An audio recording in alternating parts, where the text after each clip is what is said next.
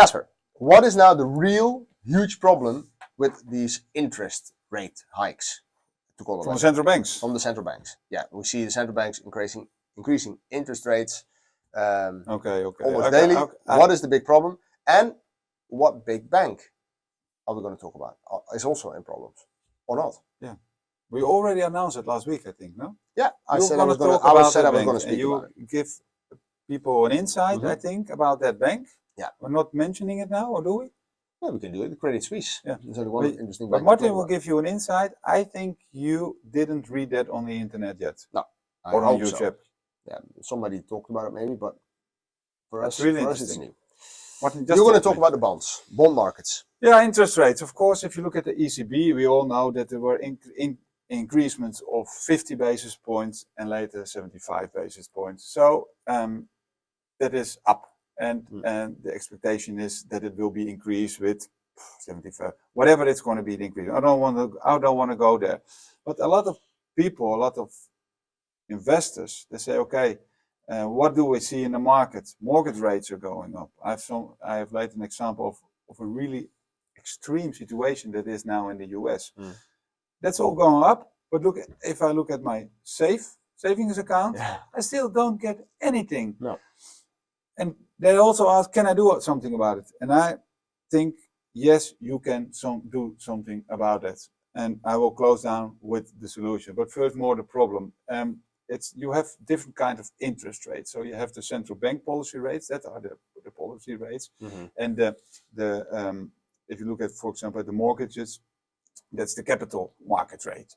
And that's more ask and demand. So say it again. So the first one is the central bank policy rate. Okay. Yeah. And the capital market rate, the word it's saying it depends on what is offered and what's the questions the ask in the market. Demand, And I will say, I will say now, what's happening, for example, in the US, Freddie Mac, they announce every week data, and they are, I think, the biggest or one of the bigger ones. So the data is really reliable. If you want to have a mortgage now in the US for 30 years, fixed rates, you pay 6.92%. Wow. 6.9%. Is that high? Yes, that is high, because that's the highest percentage over the last 20 years. Yeah, so you see how that market, but it's far. Yeah, but the last, so 2002 was the last peak, and so you still don't get anything on your saving account, but you pay for a mortgage for 20 years, and that you see in the mortgage applications, because in the last period compared to the period the year before, 39% less applications for mortgages. People think twice. Of course, in the US you get something on your saving account, but if you go back to Europe, why don't you get anything? There are some reasons, and you can find them on the internet, but I think there's also an important reason that banks don't say, because people go to the bank and say, why do That's getting interesting. Now, why don't they get anything on my saving account? Now, first of all, people of the banks do have a lot of savings money. We save so much. True. Yeah, and I told in the introduction that this morning I wrote here, and Bank of America said there's no real threat for a crisis. There's so much money in deposits at the moment. Yeah. So that is confirming what you're stating here. People have saved so much money. Yeah, and that's still with the banks. Yeah. And they can still, and they are the banks, can still go to the ECB and apply for more. Yeah. Against relatively good interest rates. But an important thing is, and banks won't say it, they have already the client. And the client doesn't move because the interest rates with the other bank is also zero. It's the same, yeah. You are captured within your bank.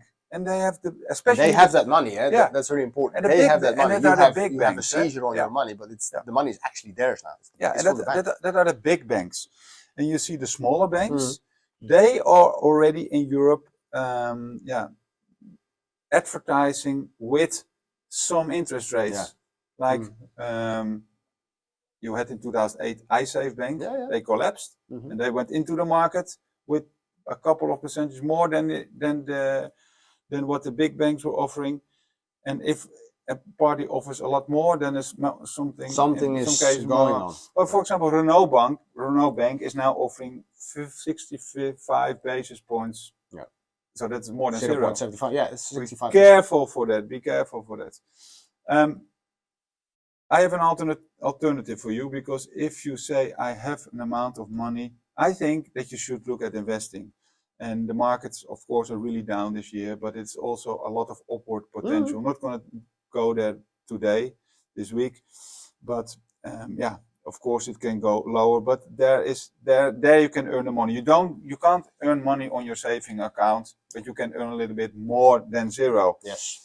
And if you have an interest rate, or if you have an inflation of 10%, yeah, what makes a difference of 1%? But okay, everybody has a pot of money that is allocated to save money. Yeah, true. And I have some alternatives. And I explain this very shortly, because this is more complicated than you think. But if you look at AAA bonds, so that are the most safe investments in the world, for example, of the Netherlands, then you have to look at short-term bonds. You have, for example, a bond that expires in 3 months, so January next year, that you can buy for 100.6 around. Prices go up and down, so you lose 60 basis points. Yeah, so if you make it very... So if you invest 100,000, you pay 100,600. Yeah, and then you get on that. You have a coupon, so that's for you have to calculate it back for that period. But over the whole year, you get 3.75%. So in this case, 3,750, and you lose then 600 of for 3 months. If you go a little bit further, June next year, then you can buy one around 100, say 100, maybe it's 100 now. This was from this morning. And then you get 1.75%. So you place money, not with the bank. If the bank collapses, you lose your money. You put it in a bond. In the Dutch government. If the bank collapses, you still have your money. It's secured. You place your money with a AAA bond. So the most safest way there is. Yeah. You can always sell it tomorrow if you want to. No problem. And you get 1.7%. Yeah, it's insane. And then you have it's insane. It's good to think about, rather than putting money in a Renault bank. Yeah, you can put it in this. But be careful. And then I will want to close down, because we had a client that came in 2 days ago, and he said, "Look at this," and he showed it on the screen. These are short-term government bonds. Only look at short-term government bonds, because there is a bond, for example, he showed that to us. That's a government bond from the UK. It's in pounds. That was issued last year, 2021. With a duration of 40 years, so until 2061, so now a duration of 39. It had a coupon of 50 basis points, 0.5%. Yeah. So you have, if you have it, you have only over the 100, 50 basis points. Yeah, okay, but that still. Price, you paid for it, €100, 100 pounds last year. It's now trading at 24. Yeah. 24. Why? Interest rates went up, so then this one goes down. Yeah. So because the real rates, the return that you get is related to the interest rate. I'm not going to explain that. Yeah, you're going to say that people want the UK government to pay you more. Yeah, that's what it's. But now, so people that bought that for 100, it really safe. Also AAA. I don't know if it's still AAA, but still the AAA government bonds, they're losing 76% in 1 year. 76%. Yeah, that's insane. So if you want to have this as an alternative, and these are really good alternatives, I think maybe not to the stock market, but to for your real cash, look at it. Go to us. We can help you, but don't go for the long term, because when interest rates go up, that one that's trading at 24 can go even lower. Yeah. So who bought this? Those bonds. Not that many retail investors, but mainly insurance companies and banks, because they have to store a certain amount of the money in triple and double A investments. Correct. So banks that bought that one are losing 76% on it. Yeah. Banks. Yeah, maybe the bank I'm going to talk about, I mentioned to you last week, I was going to give a little bit more insight what is going on with Credit Suisse, and this week again, Credit Suisse. Credit Suisse. Yeah, Credit. It started. Not Debit Suisse. No, it's not called Debit. Credit Suisse. It started in 1856 with a Swiss guy called Alfred Escher as the Schweizer Kreditanstalt. It was the first, like, how do you call it? When the European continent, Switzerland is of course not Europe, but that was from here. That went to New York. That opened an office outside of Europe. Yeah, 1905. So it's one of the largest banks in Switzerland, and everybody is talking about, oh, they're going to go bankrupt. We're standing in front of the next Lehman Brothers and God knows what. I think it's not really comparable. Is there no problem with the bank? I'm not saying there's not a problem. There's a big problem, and I would if I would never go and work there. Basically, on what I've read about, what is the biggest issue here is that they've just done a really bad job. I mean, they had scandal after scandal after scandal. Just a few of them, and you can look them up. The Green Steel Capital. I'm not going to go in depth, but they lost 10 billion. Then they had the Archicos Capital, which was a hedge fund. They lost 5 billion. Not talking about million, billions.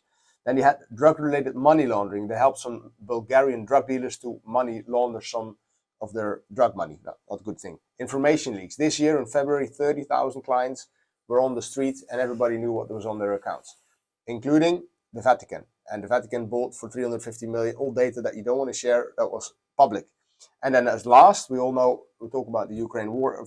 Unfortunately, they asked hedge funds, because they have a large business side of the company, of the bank as well, to destroy all information that they've been investing in Russia-related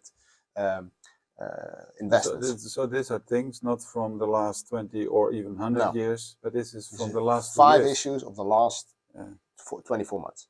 So what happened? We saw, not only because of this, but you saw that they had to these issues came out, of course, and the insurance that banks take off of sell to the market, they are in general about 1 to 2%. That's the standard rate, more or less. It's the credit, insurance premium. the credit default swap. So if the bank goes bankrupt, they have to pay some sort of premium. It was 1 to 2%. They went up to 6, but there are 2 of those. You've got the normal one that looks at the core activity of the bank, and then you got the more volatile one. And the market is only talking about the more volatile credit default swap. So is this the next Lehman? If you would only look at the more volatile one, you could say yes, but we're looking here also at the normal one, which is actually the core activity of the bank. Is the bigger one? Also? Is the bigger one, yes. So the normal credit default swap is not showing. It's showing some sort of but this issue, is not important what you say. So the market and journalists and websites are talking about making a rumor. And hopefully they know, or hopefully they don't know how this works, how you explain that you have 2 different ones, but they create a rumor that's not really the case. Yeah, but also, I mean, we are filming this and this is going on YouTube, and it's also the impact of social media here is massive. So there's 2 types of this credit default swaps. The credit defaults of Morgan Stanley and, for instance, General Motors are at the moment higher, the rate that they need to pay, than Credit Suisse's one. And also, if you compare this to 2007 and 2008 and 2008 and 2011, for instance, also those 2 companies, Morgan Stanley and General Motors, were paying much higher rates. So it's not an indication that something is going on here. So the market don't expect it. No, not really. No, not if you look at the normal credit default, so not the volatile one. Then another thing, Bloomberg, I think is one of the most sophisticated programs in the world to calculate anything what has to do with financial markets. They have a risk default model on 1 year, and they predict that there's a 2.6% probability that General Motors, that Credit Suisse will go bust. So it's how much? 2.6%, 2.61%. Yeah, and it's based on many variables, cash possibility. So, and is that high or not? It's not high. No, it's still 2.6%. So there's a 97.4% probability that it will not go. Yeah. But if you look at a chance calculation, then that's pretty. You would say, okay, there's not a big chance. Looking at bond markets, Credit Suisse at the moment is paying 6% on a 2025 bond. It's more or less average than other banks are paying. Of course, slightly it's higher, maybe, but if you compare it, you talk about a Dutch government bond, it's about 1%. Ukrainian government bonds are 60% at the moment. So there is panic. Credit Suisse is not paying 60%. The UK government is paying much more, is almost paying the same than Credit Suisse. So, or Credit Suisse and England are actually doing the same. But exactly. But it's sort of the same. Then if we look at the balance sheet, they have 727 billion of assets versus 681 billion of liabilities. So more assets than liabilities. Working capital, how much money did I have to work around with, is 47 billion. So also there, if you compare it to Lehman, they had 1 billion of cash left at the worst moment. So 1 billion, it's a massive difference. No, the only problem is when the market thinks that it will go wrong. Yeah. And until now, there is not a really great sign of it. People can take the assets off and then you're out of balance. But that's based on rumors and not based on facts. The cash they have is 266 billion, cash and equivalents. So it's of course, and that's also what you see if you look at how the balance sheet is built up. So what are the assets of the clients, the assets under management? More than 50% is still in cash or deposits, which is also in line with what Bank of America, what you said is people have a lot of savings. Lehman only had short, speculative assets on the balance when all mortgage-backed securities. That was the main balance sheet of Lehman. There is some issues here, but not as much. Will it cause the total market to collapse? Well, there is this single board resolution, and you asked me in the Dutch vlog, is this for Europe? It's for Europe, but of course they say, well, if Credit Suisse falls, the whole European system will collapse. There's some sort of similar system in Switzerland, but the European system is built this way that if a bank, there is money to save that. You know, there's an orderly failure of a bank. And that's installed is in place, after is the installed after the crisis. So Yeah. it's not like we haven't done anything, we have not learned anything. There is this system, and they also say they will protect the taxpayer from bailouts of a bank. So it's all these things that people, believe in this, and the bank system will collapse. No, these systems are in place. So you could say, yeah. And probably they are not needed. They're probably not needed. So With everybody the knowledge from today. Yeah. So we have acted, the system has acted, has created measurements. We can see that Credit Suisse is in a much better place than was Lehman. Obviously, there is an issue, and that is in the investment banking part, which is going really, really bad. But the normal retail side of it is doing properly well. The asset management part is also not suffering as yet. You could maybe see what you also said, that people are now. So I'm going to go elsewhere. But that's the possible future. Yeah, but at this moment, as what we're seeing now, and that's also why the stock price didn't move so much. No, it was, of course, it went down 50% this year. Yeah, but there are also other companies that, and also financial Bank of America went from 45 to 28. Yeah, similar scenario. Same. So I think this is a really good insight. I mean, there's a lot of things being said for Credit Suisse, but not in depth. And if they go in depth, they talk about the wrong insurance premiums. Yeah, about the wrong CDS. Yeah.